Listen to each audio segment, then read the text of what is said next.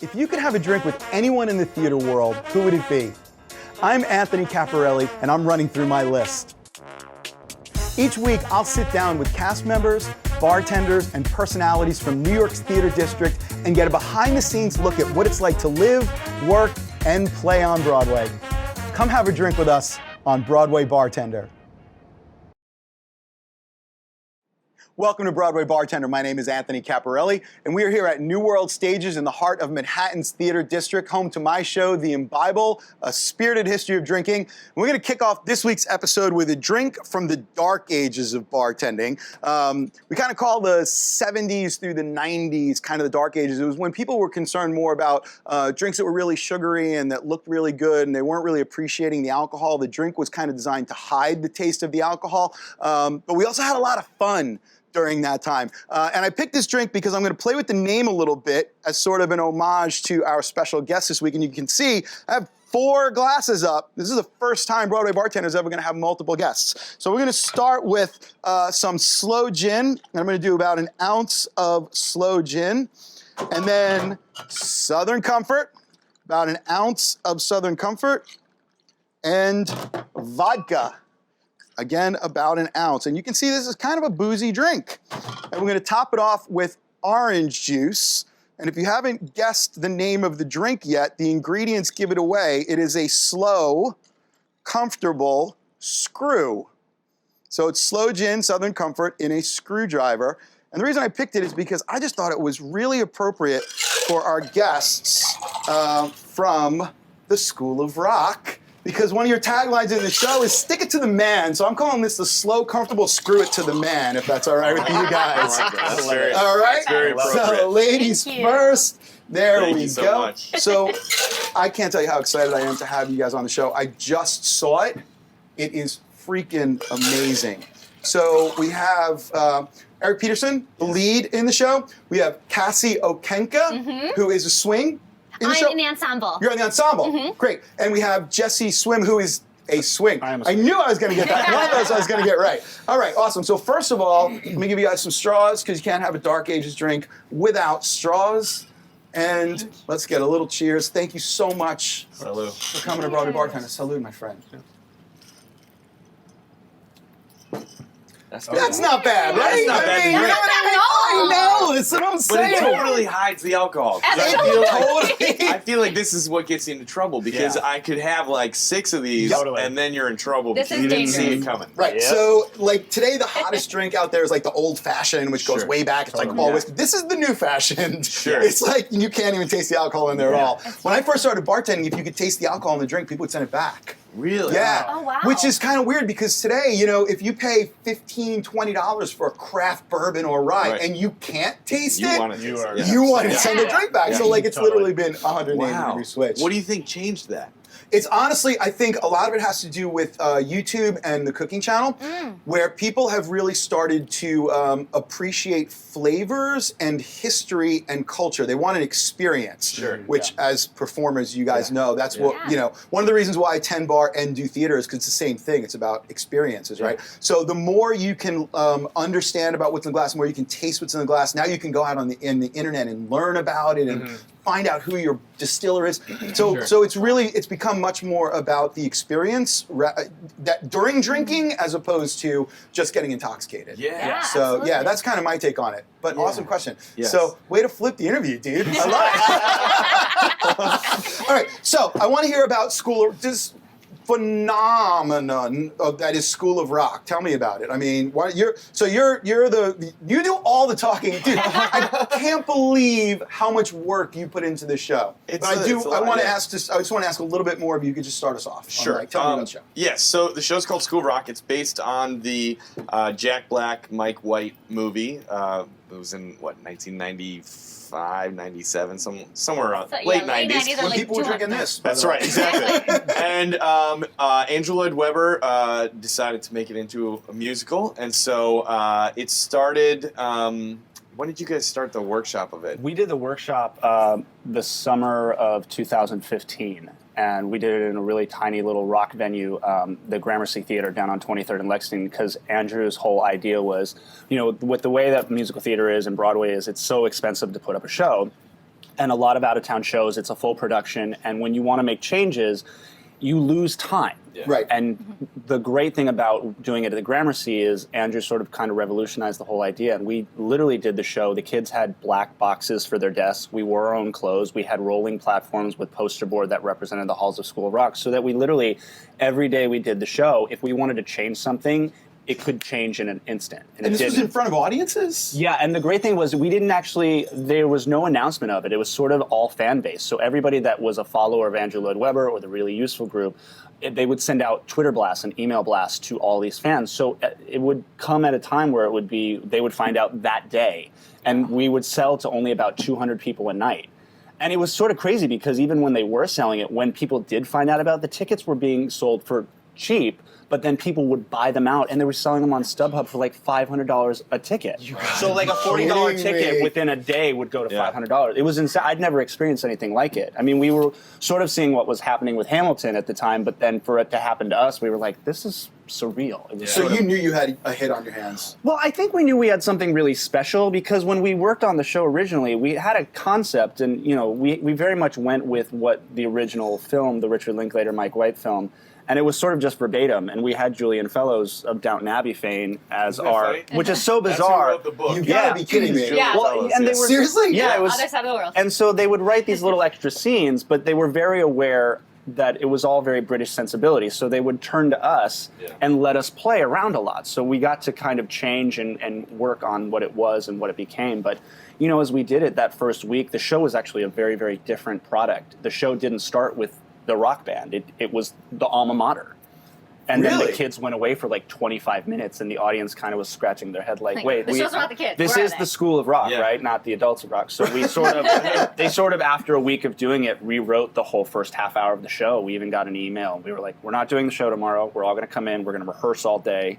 And they came up with this song, the I'm Too Hot For You song, which, and even then, the character of Dewey really wasn't involved. It wasn't until the last couple days of the show that they were like, we really need to see Dewey just be a total jackass and screw up, and so all those incidental things that you get to have fun with got added in. So it's fun. So you really crafted the show for the stage. I mean, it is a purpose-built product for the stage. Oh, totally. And it was a very fast process also from the first idea to opening night on Broadway. It was only about 2 years. And normally a Broadway show could take 7 to 10 years is probably about average from like first workshops to being on stage. It definitely helped with Andrew Lloyd Webber having some cash in his pocket that And he could get things Bit of a moving. reputation. So, exactly. But it was very fast of how they were like, oh, let's do this. Oh, opening night. Wow, that's incredible. Yeah. Well, so you've been on this ride literally from the beginning. Yeah, I mean, I auditioned for this back in January of 2015 when they first were looking, and they did open calls for the kids. They saw 22,000 children from around the country. Yes, I know. To find 4 kids that play rock. And I mean, obviously they also had to find the covers, but for the main 4 bands, Zach, Freddie, Katie, and Lawrence, they saw 22,000 children through open calls, video submissions, and going to various major cities like Chicago and LA. And they went to the schools of rock. Yeah. There's an actual program in the United States that's based off the movie called School of Rock that are music schools in all across There's the a School country. of Rock in New York City. Yeah. And the show actually tapped into that. Yeah, of course they reached out. Our original drummer is from the Connecticut one. Oh my goodness! Yeah. And so now, I know a big question that I'm sure a lot of the fans have is: do the kids bring the musical skills to the show, or are they trained after, or both? They're more apt to hire musicians and say, hey, let's teach you how to speak words and sound like a human. Hey, let's teach you how to sing and to move, and here is a stage, rather than bringing kids in and hoping that they have the musicality to play. Because I think, and you just saw the show. What's amazing when people come to see it is that it's not just that it's kids playing instruments and playing rock and roll. They're amazing. Like they're really good. Yeah. And so that is what blows you away. So they needed to get kids that really could jam, and then they, as Cassie said, like really kind of, we'll teach you how to be an actor and how to exist on stage and relate with other human beings. And it's very cool during the show that there are times, if we have TV screens out there so we can see the conductor, there are times the conductor goes away and the kids are literally just playing as a band. Yeah.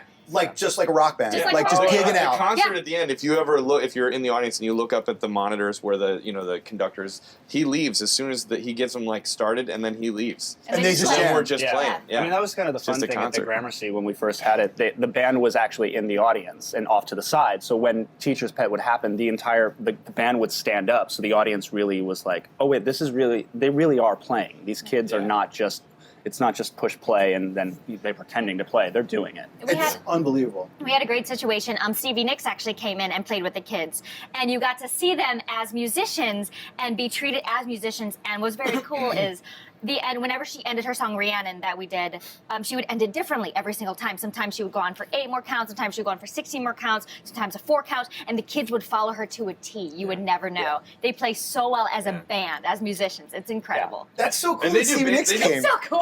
They do band practice every week. Yeah. The 4 that are like the main band. They meet every week just to jam, and they don't play through the stuff in the show because they know that, but they just play other stuff so that they know how to play together. Yeah, I mean, it was kind of cool. Ethan Pop, who's our music supervisor, when we were in rehearsal, like Eric was saying, they would do band rehearsal, but it wasn't just, they wanted them to get an appreciation for different types of rock and roll. So, like, one of the first ones that they actually started learning was Sweet Child of Mine. Oh, yeah. And funny enough, so about a year later, we had a very special surprise guest. The kids were told that they were going to get, during band rehearsal, they were going to have a guest come, and they said that it was Tim Quick, our guitar playist, and the kids were like, oh, okay, well, that's, okay. So they're playing, that really classic thing, and they've got Tamika up there singing, and all the kids playing, and all of a sudden, on camera, Slash comes walking down the staircase. You've got to be kidding me. So, I mean, these kids are, and they, all of a sudden, you see in their faces, I mean, you go to YouTube and see this video, you see Brandon and Jersey, who are on guitar, their eyes are coming out of their head, and Bobby McKenzie, who was our Tamika, didn't even know he was there until the very end. They had to tell her to turn around. Yeah, because she was just singing. She was like, what, who's here? Oh, Yeah. oh, that's unbelievable. They're so much cooler than any of us could ever Yeah, be. yeah. They're so cool. I really questioned are. my life choices. Here's the scary thing. How old are the average age of the band kids? Youngest is Between- 9, oldest is 14. 14. Yeah. So if they're that cool at that age, I know. dude, I don't want to meet them as I know. adults. I'm not even in the same room with them. Listen, one of them said, I'm not going to say his name, but he knows who he is. The other day, we were, somebody was saying, there's like a box with Sharpies for when we come out of the theater, we can, sign people's playbills and stuff. And somebody said, hey, do you have a Sharpie? And he was like, I don't sign, it makes my signature worth more. And I was like, Oh, he's jeez. like 11 years old. And I was like, Oh, Lord. you need to punch yourself in the face right now because that is ridiculous. I was like, just sign some playbills. He's like, I'm just trying to protect the value of my signature, Jeez. Oh man, You know who you working are. his brand. Yeah, exactly. Holy, Exactly. okay, that's amazing. Well, I got to say, it is something to see, to watch these kids, but it's not. I mean, obviously the kids are School of Rock, but Yeah. the performances across the board are just unbelievable. I mean, so in terms of being with the show, this from the beginning, I don't know that a lot of people are aware who are outside of the theater world how much work goes into creating a show and how much it can change before it actually ends up on Broadway. I mean, talk a little bit about, so first of all, not everybody gets that, right? I mean, Yeah. not every show has the ability to put up a fully realized version Yeah. of itself, Right. and see how it works. Usually it goes through a process of most shows. You're going to do playwright or songwriting team will come up with an idea. They're going to do readings of a show, and that reading section could last 3, 4, 5 years, where you're doing maybe 2 readings a year and you're doing fixes to it and stuff. And then eventually maybe you get a workshop, which is like a 4-week workshop where you're just rehearsing in a studio with no sets, basically no costumes, but you're kind of at least putting it up on its feet. And then if you get past the workshop, then maybe you get an out-of-town tryout where you go to a small regional theater and you try it out with actual sets and it only does a month run, and then maybe you bring it somewhere off Broadway and then hope it goes to Broadway, or maybe you go right to Broadway. But this, as Jesse was saying, like this show was not that. It was a much faster track. Yeah. Wow, and now you get to call him Andrew, I notice. Lord. We call him the Lord. The The Lord. ladies call him Uncle Webbs. Is it really? Is he cool? Is he just cool? He's very so cool. passionate about his work, which is Yeah. really Yeah. commendable. Like, it's insane what his ear can hear when they're going over orchestration. They're like, oh no, I want the guitarist to play this, while I want this on piano, while I want the drums, I want this ga-ga-ga-ga. It's a genius at work, literally. Wow. It's very It's cool. still trippy to meet him. I mean, I've only Oh, met him a it's couple surreal. times. I mean, Jesus Christ Superstar is like the greatest thing ever. Dude, that's it for me. And, like, That and Godspell, that's yes, it for and me. like, Yeah. and I mean, Phantom of the Opera for me was like the first musical that I used to go to the local library and rent the CD of Phantom of the Opera, and I'd rent it for 2 weeks and then bring it back and be like, does anybody want it? Renting it Take it again. Yeah. and then when I finally met him, I was like, it was very trippy. I've met a lot of like famous people and stuff, but this was like one of those people where I was like, you are responsible for a lot of important things in my life. Right. And it's very cool to meet you. Yeah, and that's like, and it's funny because as you were telling the Slash story, I'm like, but the kids know Andrew Lloyd Webber. Like, Yeah, it's just like, yeah. whoa, Yeah, you know? Totally. Yeah. So, but now your career is fascinating to me because in addition to Shrek, Yeah.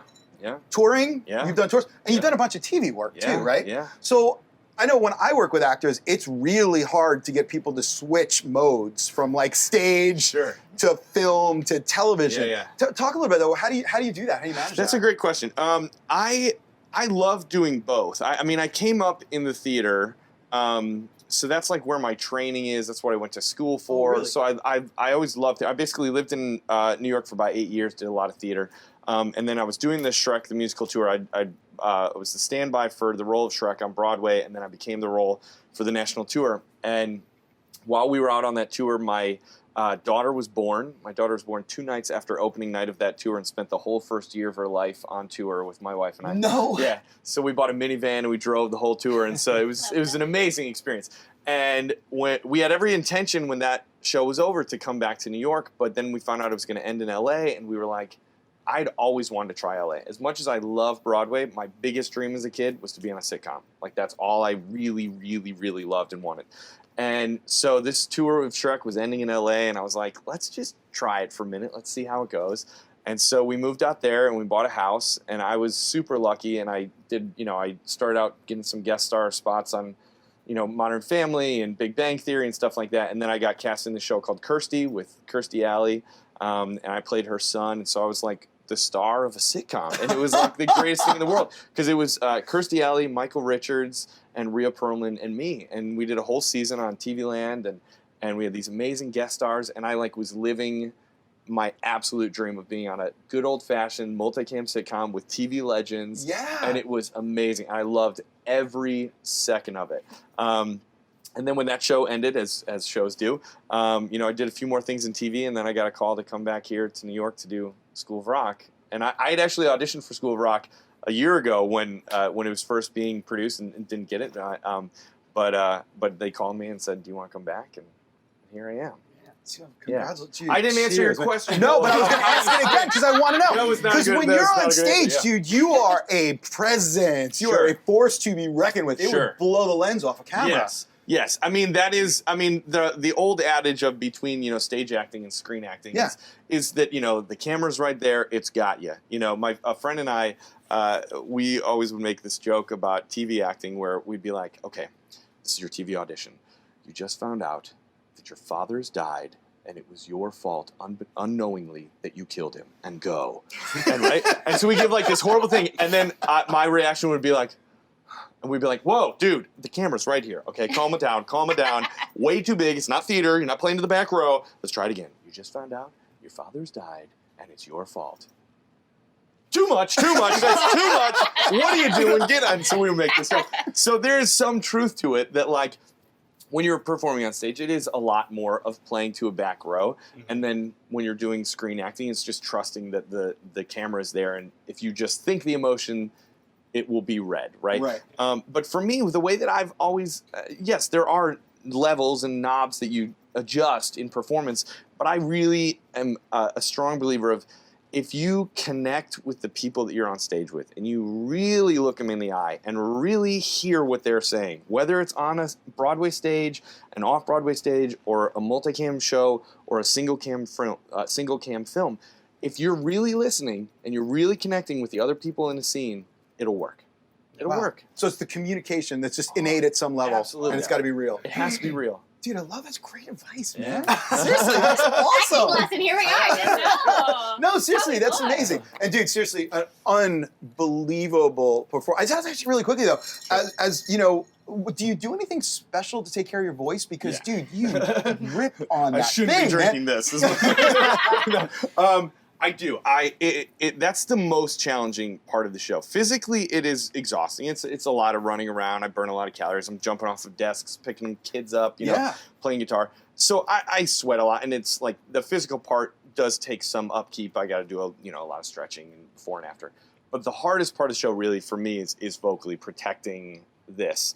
And it's still. I mean, I'm 6 months into my run, 5 months into my run. And I'm still learning spots that I can turn it up some and also turn it down some and trust that the show is okay without me screaming, right?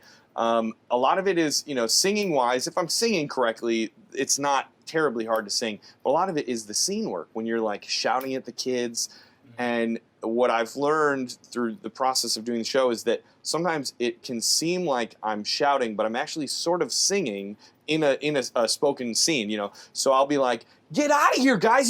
You're driving me crazy!" And so instead of really shredding the voice, you're almost thinking of them as musical notes and a legato kind of feeling through it. So to an audience, it'll just feel like I'm shouting, but I'm sort of protecting the chords from slamming together if it's a bit more musical. Dude, technique for days. He's not even That's touching on his amazing. warm up and warm down. I do a very long like, yeah. for hours. It's commendable of just the intensity that he takes care of his voice. Like after the show, you'll see him easily steaming and running down his scales over and over every Afterwards, night. even. It's So great. warming Yeah, down, cool down, yeah. just important. Yeah, I get to the theater about an hour and a half, 2 hours before the show just to warm up vocally, and I do probably about 45-minute warm up. Because also, as you saw the show, that song Mount Rock is like the second song of the show. I noticed that. And Andrew has said that's an 11 o'clock number. Yes. Which, Yeah. if you had to sing that at the end of the show, you'd be great. But to sing it right at the top, you have to sort of already be totally warmed up, ready to go. Yeah. But yeah, and then after the show, I cool down, I steam, and I can't drink as much as I normally would like to drink, Oh, well, thanks but for yeah. making an exception for us. Of course. And what about the guitar, man? You're a guitar player, for how long? I have been a guitar player for about 4 months. So, And he's been doing the show for how long? for about 4 or 5 months, yeah. I learned the guitar for the show. For the show? Yeah. Well, I would never know that. I knew like 3 or 4 chords on like a basic and I'd pick up a guitar here and there, but really I was not a guitar player. And when I went in for my audition, I remember I was really worried because I was like, I felt great about singing, I felt great about the comedy and the acting and stuff, but I was like, I'm not a guitar player. I don't have skills to shred. Right. And I went in and I had my audition. And they're like, and we did all the singing stuff. And they're like, all right. So our director Lawrence Connor was like, so did you bring in a guitar? And I was like, I did. And he's like, would you like to play it? And I was like, sure. And I played a couple chords. And I was living in LA at the time, and my daughter's best friend's dad is a bass player in an 80s punk band called the Dickies. And he's like a real rock and roll guy. And so he gave me 2 lessons of just some basic power chords and stuff. So in my audition, I played and I was like, that's what I got. And they were like, oh no, if that's what you got now, we can teach you, you're fine. And so then I went to guitar lessons, twice a week at the beginning. And then now I still go once a week. And I'm pretty proud of myself. Dude, that you're I've great. picked up You kidding a pretty me? Oh, good see, I amount. didn't know that. Yeah. I thought you played guitar. No. Oh, see? Yeah, I didn't play. Okay. Yeah. That says a lot. There you Fooled go. You're a really There good it is. actor. Fooled you, yeah. There it is. Yeah. So, Cassie, what's your history with the show? I've been with it since its Broadway run. So I started rehearsals with it when we are over at Studio New 42, and we opened December 6th, and I've been with it ever since. Wow. And so you understudy I the... study Patty, who's Patty. a Sarah Silverman character. Right. Oh, I movie, yeah. just realized Yeah. that. Yeah. Yeah. Wow, that's awesome. So what's the life of a Broadway understudy like? I mean, I think that's kind of mystical land. I think a lot of people don't understand what that I is. love it. I personally love it. This is the 3rd time I've understudied a leading role in a production contract type of situation. I love it because you never know when you're going to be able to save the day and when your hard work is really accomplished. So there's I'm in the show every night. I play Katie's mom, I play the gym teacher, I play security guard, beer girl, but you never know when 30 minutes, 40 minutes comes up and someone is out sick, someone got caught on the train, or you happen to be on vacation or a personal day. I get to kind of come in and change my track for the evening. I get to change my show for the evening. Have you ever gone in the middle of a show? I was just going to ask that. Not in School of Rock, but in other shows. Yeah. Actually, Jen Gamatis, who plays our Rosalie, she was Glinda out on the Wicked tour, and I actually got to cover her as Glinda. And she had an incident. She had a bad reaction to some sort of medicine. Sorry, Jen, that she called out mid-show, and so I got to go on for her mid-show, which was very cool. It's fun. I love the excitement that you never know. There's a chance you could go on mid-show. Yeah. Right. You never know. You're like doing your normal day-to-day, and all of a sudden, Cassie Okenka plays report down to your stage management, and you're like, I'm either fired or going on. So I hope it's the latter. But I love it. How did the audience react to that? When I was out on Wicked and doing it, it's hard because you never know what they're going to do. You don't know if you're going to win them over, if they're going to judge you, like, oh, like, here's the understudy, like, what's going on? But what's nice about Wicked is it starts with Thank Goodness, and that's, like, my bread and butter. So I was like, I got this, great. And second act Glinda is so much easier than first act Glinda. So I was like, great, I'm in. I'm golden. I loved it. What an amazing story. That's awesome. All right, so I got a drink that I created for the show that I call the Maggot Death. If that's okay. That's the name of our original band. The name of your original band in the show. I saw the show. I was like, I gotta do a Maggot Death. So what it is, it's going to be a variation on a margarita, but instead of using tequila, we're going to use mezcal. And I don't know if you know, but mezcal is actually the spirit that has the worm in the bottom. Yeah, so most people think that it's tequila. So if I drank something that was supposed to be tequila and had a worm in it, what does that mean? This was in college. It was not recently. Never tequila. Okay. Yeah, so tequila, interestingly, tequila has never had a worm in it. Okay. It's always been mezcal, which is another, tequila is a distilled, it's made from fermented agave that's been distilled into tequila. And mezcal is also made from fermented agave, but from a different region of Mexico. Okay. But one of the ways that they started marketing mezcal, because tequila was the big thing, was they put this, it's actually the larva of an agave weevil that they put in the bottom as sort of like a tourist thing, and thinking that, you know, it would be cool to drink something that had a worm, a bug in the bottom. And they actually eat them in Mexico. They roast them and eat them. So rather than have you guys eat the worm, because I would never do that, I could see it in your eyes, like, why did I come here? But what I did do is I'm going to make it with mezcal that does not, by the way, have a weevil in it, because good mezcals do not.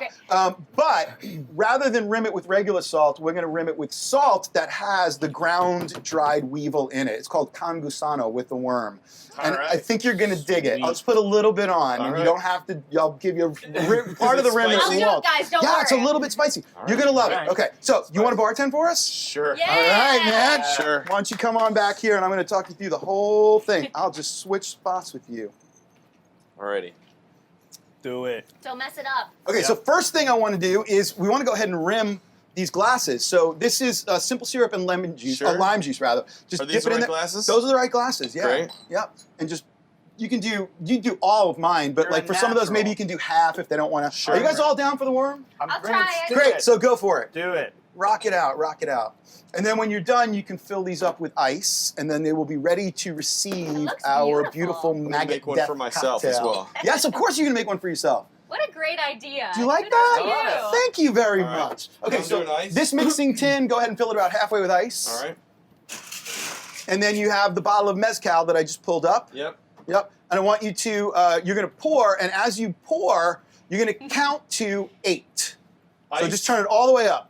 But do you want me to do ice first? No, in here. Oh, in yeah, here. right Okay, in there. yeah, gotcha. Yep, right in there. 1, 2, See some 3, musician. 4, 5, 6, 7, 8. Beautiful. I love it. Then you have some triple. So that's where tequila would normally be in a margarita. You're going to do triple sec and just do like a 4 count. It's the bottle right next to the mezcal. So each count, what does that count Each for? count is a half ounce. This is vodka. Okay. So literally it's going to be right next to the mezcal. There you go. Triple sec. Yeah, so just And what am I doing here? You can do about a 4 count. Okay. So far we 1, have about an 2, ounce of mezcal 3, and about 4. a half ounce of triple sec. Yeah. Okay. So it's a little light on the mezcal because I'm trying to respect his voice. Sure. I All right, appreciate good. that. Now we have some fresh lime juice. Right here? Right, and you're going to do the same thing. You're going to pour, and you're going to count to 4 while you pour. Okay. 1, 2, 3, 4. Perfect. Now we Great. got to shake it up. So Great. the glass goes in the tin upside down. You've seen people just pull it all the way to one side and twist it down. Just pull the glass. Yeah. Good. You feel it lock? Great. One hand on top, one hand on the bottom, and rock it. That's awesome. You look like Tom Cruise, man. He does. How many people have made a cocktail joke right here? Lots of people. Yeah. Lots of people. Okay, so go ahead and fill these glasses with fresh ice. We don't want to locked. serve. It's locked. Okay, so you want to know the trick? Oh man, I got a trick for that. That's okay. All right, so we don't want to actually serve we call this Right out of burned this. ice. Yeah, so fill these with fresh ice from the. Sure. Yep. So you got an ice scoop right there. Scooper. And just fill those up with fresh I can ice. smell it. Yeah. Oh, yeah. Oh yeah. So mezcal. The thing about mezcal versus tequila is mezcal is very smoky. So if you like scotch. I do. Smoky scotch, mezcal is your jam, man. Okay. Try mezcal. And I like it because it adds a nice smoky texture and flavor to margaritas. And when you combine that with sweet and sour, you basically end up with like barbecue sauce, which is amazing. So Now we we have a need a strainer strainer, right yeah. there. There it is. Yep. Just like that? Yeah, so now, yeah, good, perfect. That's it. And Ooh, just you strain look it. good. Strain it right in there. You're a natural, man. I love this. If that Broadway thing doesn't work out, you can always Yeah, you can go the other way that every other actor in the whole world, right? Is start on Broadway and then go to bartending. And that is our maggot death, my friend. standing ovation. All right, so let's try these. All right. Guys, Jeez. congratulations. I mean, what a monster you guys have on your hands, seriously. Thank you. And tremendous work, really awesome. Thanks, Cheers. man. Let's see what we Cheers, think of this cheers. Cheers. maggot death. I will hire you. I will good. hire you. That's Yep. awesome. Thank Good, you. I like that actually. You like that? Bite That's to him. wild. Yeah. Yeah. Yeah. Awesome. Guys, thank you so much. Website for the show? I think School of I Rock. think, I'm pretty sure if you Google School of Rock, it's going to come right up. Rockthemusical.com. That's Make sure awesome. you're at the United States, not the UK. Yeah. Oh, We're over yeah, we there have the too. West End Right. as well. And you guys, didn't you just celebrate like your 500th show or something Yeah, like we that? did. We're like 530 something now. Yeah. Yeah. And if you can't come to New York, There's a national tour coming out. We're coming to in you. the fall. really? Yeah, School of yeah. Rock National Tour. That's right. Yeah. Going around. I believe Oh, it's man. starting in Chicago, possibly. I think. I have no idea. Yeah. I think it's starting. You're like, I have No idea. Congratulations, guys. Thank you so much. I Thanks for appreciate it. having Oh, us. my Thanks for pleasure. having us. Folks, thanks for tuning in to Broadway Bartender. You can check us out at BroadwayBartender.com. Get all the recipes, links to School of Rock. Drink well, drink responsibly. Cheers. That's good. That's good. Like that? Yeah. I like this one better. Not gonna We're lie. up. Nice. Thank you, guys. That was awesome. That was fun. Thank you, man. Go. Thank you. Please come see the Bible anytime you got a Absolutely. all right? Please. Love the word, yeah. Fantastic. Thank you. Really great, man. This Thank was you. Really fun. great. Wow. Yeah, let's shoot pics. Absolutely.